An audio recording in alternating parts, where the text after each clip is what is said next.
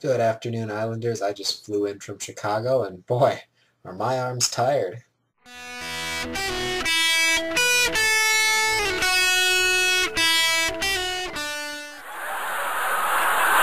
yes, thank you. Thank you very much. Thank you. Thank you. I too had a sort of productive weekend on the college front. I went down to the University of Chicago with my parents. It was a very good visit. The best part of it was when we got to our guide, who was a going on third-year student there. He looked at my DFTBA shirt and he said, "Nerd Fighters." Cool. Anyway, Thursday night is the release of the movie that we've all been waiting for, the end of it all, and what is likely going to be a very emotional experience for all of us. So earlier this week I watched Dr. Horrible's sing-along blog for the first time, and I thought that drew a really neat parallel to Prince's Tale, even though it's sort of a loose parallel. It's the characters of Dr. Horrible and Snape, I think, are pretty clearly relatable in their history and how they progress through, and this is turning out way weirder than I thought it would, but it sounds like a better parallel in my head. Prince's Tale is easily my favorite chapter in the book, just because it's the most emotional for me. It really, I mean, everybody was always wondering, is Snape good or bad? What's the deal? And this chapter explains it all in such a way that it's so sad, so emotional. That part of the movie is going to be the hardest for me because I will probably break down, and I am not afraid to say that.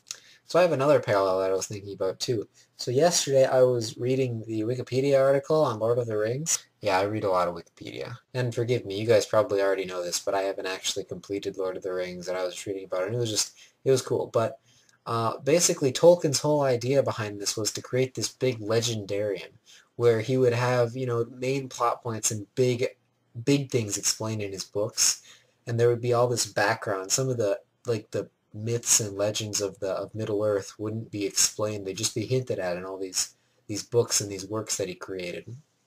And I think that's what J.K. Rowling has done too. She's created her own legendarium, obviously, with her Harry Potter books and the three companion novels books, because you got this big world of the wizarding world, and you got all this stuff in the background though that's not explained, all the stuff that we don't know, and a lot of it's going to be released on Pottermore, I bet, and her encyclopedia, if that is indeed Pottermore.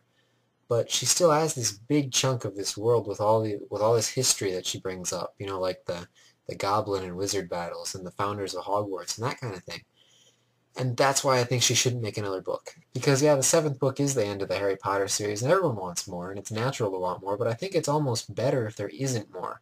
Because that way we're kind of forced to think of stuff for ourselves, and we're kind of forced to flesh it out by ourselves, and of course that's why we have such a thriving fan fiction community, which I'm not a part of. I really like the seventh book ending. It wraps up everything really well, and I especially like the epilogue. I think it's a very nice ending to the series. I mean, even after all the deaths, some people were angered by all the important character deaths we had in the end of the seventh book, but I think they have to be there because it makes it more real, because war is not nice, war is not glamorous, war is not, it's not everyone's gonna live. Anyway, I hope you guys have a good week. I hope you enjoy the movie. I'm going to see it in 3D. I would go see it in IMAX if there was an IMAX close, but alas, there is not. But anyway, enjoy the movie, and I hope I'll see you tomorrow, and goodbye.